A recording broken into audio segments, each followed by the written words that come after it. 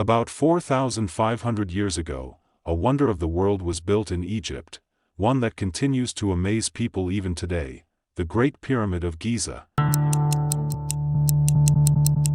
With a height of 147 meters, this remained the tallest structure in the world for over 4,000 years. Heavy stones were used to build the pyramids, and it is said to weigh 6 million tons. Compared to the present-day tallest structure, the Burj Khalifa, which weighs a mere 500,000 tons, the question that left people dumbstruck: how was it built? At that time people didn't have cranes, bulldozers, or modern technology, so much so, they didn't even have wheels. Even then, they built a monument that still stands. Can you imagine a structure standing for over 4,500 years, through the hot summers, storms, torrential rains, and weathering? There's no other surviving structure as old as this and as big as this. How was this made possible? Come, let's understand the mystery of the pyramids in this video. The Great Pyramid is arguably the most enigmatic structure on the face of the Earth.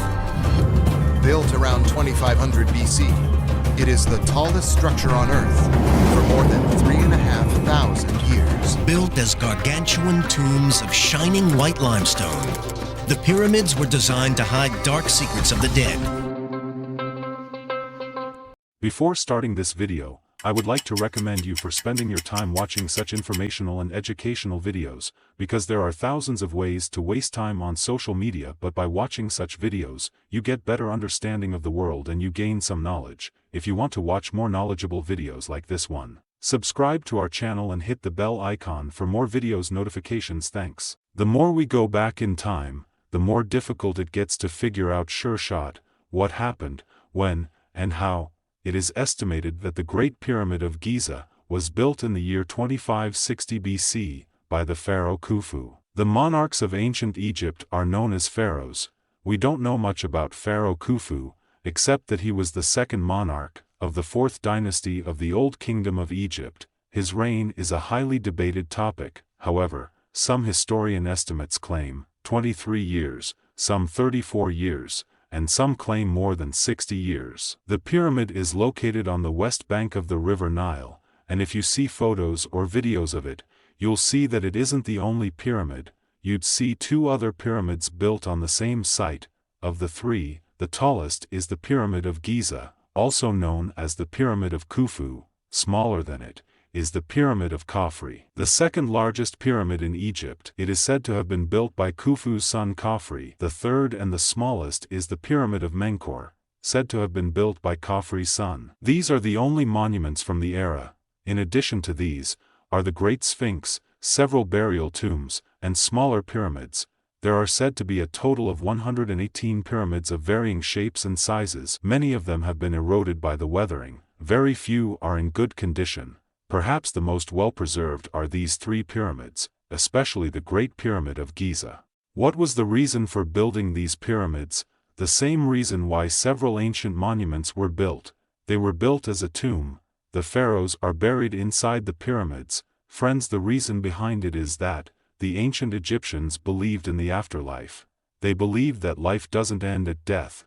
After death, the soul of the person travels to the underworld, where it is then judged by the gods. Those who lived a life of goodness remain immortal in the afterlife. So to prepare for the afterlife, the pharaohs would commission tombs for themselves while they reigned. A large amount of food, treasures, jewelry, furniture, clothes, were to be buried with the pharaoh in the pyramid, so that they would be used in the afterlife. After they died, their bodies were mummified, and then sealed in a wooden or stone sarcophagus. You might wonder how we are certain that this is why the pyramids were built. There are two main reasons. First, we have discovered scripts written on several other pyramids, texts on such sarcophaguses and pyramids, that tells us about their customs. Second, a majority of the historical pyramids in Egypt and Sudan have been used as tombs, but specifically speaking, in the Great Pyramid of Giza, no substantial evidence was found regarding this. So people come up with their own alternative theories. When the archaeologists entered the Great Pyramid, they found 3 relics and an empty sarcophagus. the sarcophagus is believed to be of Khufu, and the treasures that must have surrounded it is believed to have been looted before the archaeologists got to it. Those who disagree with this have come up with many alternative theories. One popular theory making rounds is that the Great Pyramid was a power plant that could generate electricity. People who believe this claim that the ancient Egyptians were very technologically advanced, and that they had already learned how to harness electricity. As evidence for this theory, some of the ancient artwork are presented. On the walls of some ancient Egyptian temples, such artworks have been discovered that are used to back the claims that they were building a light bulb. They say that the Egyptians had invented it, but then the technology was somehow lost later. As I've said repeatedly, such conspiracy theories are cooked up when there's a lack of substantial evidence in a matter, but the conspiracy theories are often so bizarre that they make no logical sense. If light bulbs did exist in ancient Egypt, why have we not found any evidence proving it? In reality, this artwork depicts an Egyptian mythological story. Another popular theory claims that the pyramid was a granary to store the crops. This theory was proposed by American politician Ben Carson in 1998. According to his personal theory, the pyramids were built by Jesus Christ's father. My own personal theory is that Joseph built the pyramids in order to store grain. Now, all the archaeologists think that they were made for the pharaoh's grave. Here you can see the second major reason for coming up with conspiracy theories: religious appeasement by politicians. Anyway, today it is absolutely clear, with all the historians in agreement, that the Great Pyramid of Giza was built as a tomb. At that time, people believed that the grander a tomb, the more treasures and food in a tomb, the better would be the afterlife of the pharaoh. Now, we get to the biggest question: how were these pyramids built? Honestly, this is the most mysterious aspect of the pyramids. How did the people build a 147 meters tall structure, using these enormous rocks, that weigh anywhere between 2.5 tons to 80 tons? Each stone is carved so meticulously and evenly, when there were no standards tools for carving. How were the stones stacked on top of each other, when people didn't even use wheels? All of this was done within a period of 20 years. The Great Pyramid of Giza is said to have been built in 20 years. Let's look at the misconception that people have regarding the pyramids. Films show slave labor being used to build the pyramids, poor slaves, forced to work here all day, and getting brutally abused and whipped by the supervisors. You would have seen this in some film or the other. For a long time, people believed that slaves built the pyramids.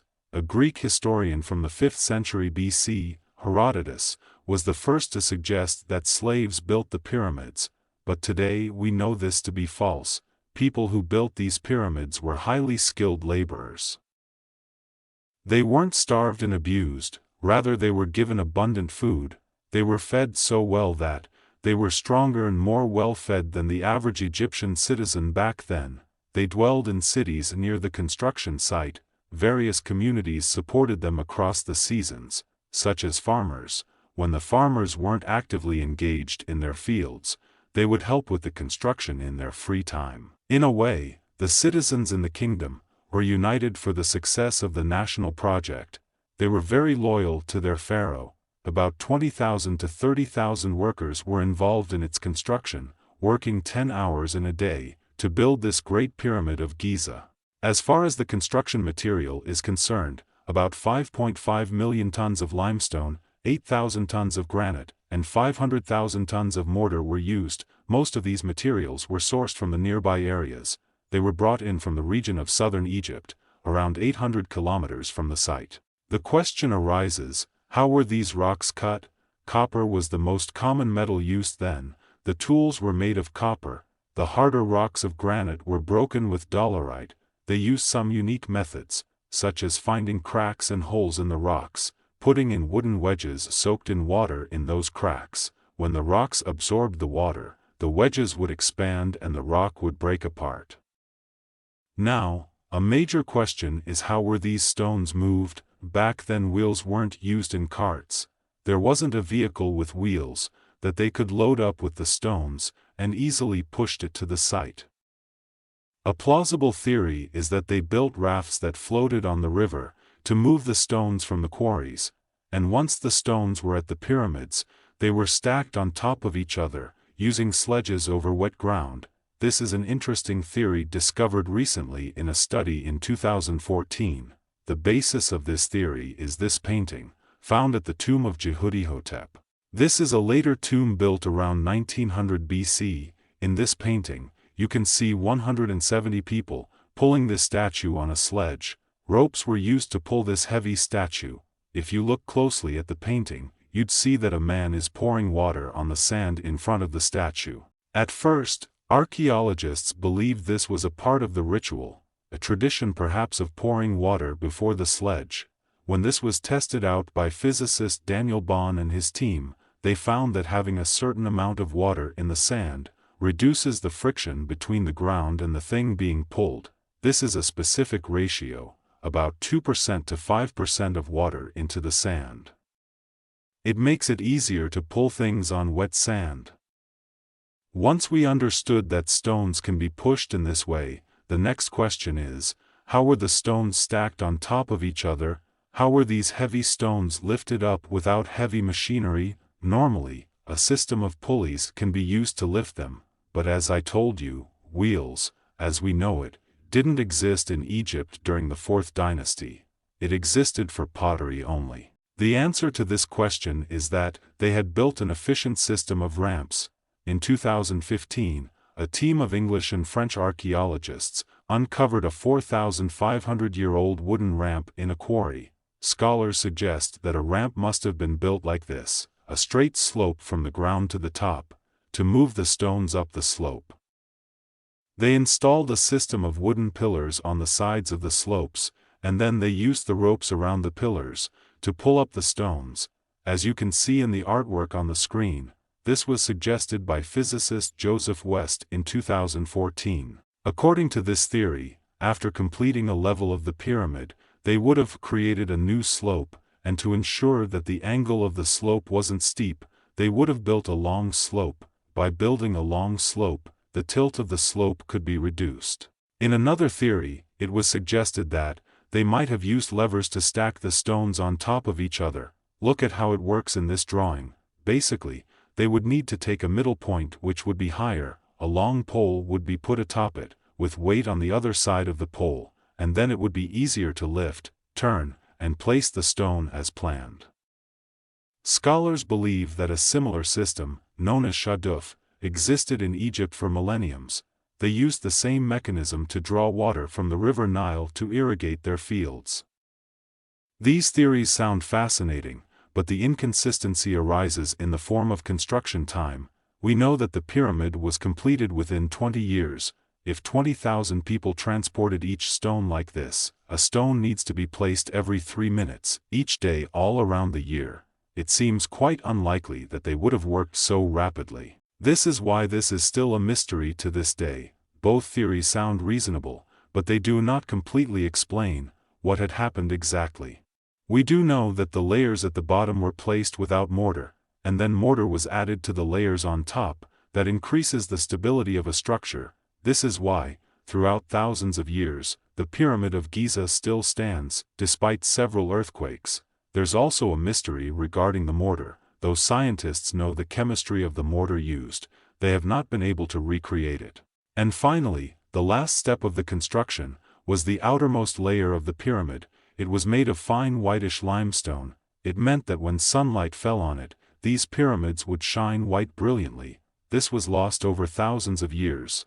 The outermost layers have worn off from the pyramids of Khufu and Menkaure, but in the pyramid of Khafre, you can see a part of the layer at the top. Moving on from the construction to the design of the pyramids, it is utterly fascinating. Did you know that the pyramids are designed in a way that the directions point exactly towards north, east, south, and west? The error here is minute, an error of merely 1/15 of a degree. These are believed to point accurately towards the 4 directions. How could that be? There was no compass back then, no modern technology such as GPS. Once again, researchers tried to give their theoretical explanations about how the Egyptians could achieve such a high level of precision. A popular theory is said to be by following the autumn equinox. when the tilt of the Earth allows the day and night to be equal, the shadow on the ground is in a straight direction towards east and west. Using this method, the degree of error in the calculations of the pyramid would be the same degree of error in the shadows during the autumn equinox. The second theory is believed to be the constellations, that the stars in the sky were used by the Egyptians to align their design. In 1989, Robert Bauval, an author and Egyptology enthusiast, came up with the Orion correlation theory. He claimed that the 3 pyramids in Giza were aligned similarly to the 3 stars of the Orion's belt. He believed that the alignment was intentional, and that the ancient Egyptians knew astronomy, that they would track the stars at night and study them, and accordingly, they harvested various crops at certain times. And when this theory was tested by astronomers in 1999, studying the pyramids in the context of the stars in the Orion's belt, it was found that the pyramids do not align exactly with it. The thing is that the constellation has moved a bit over the course of thousands of years. Back then the stars weren't aligned in the same place as we see them now.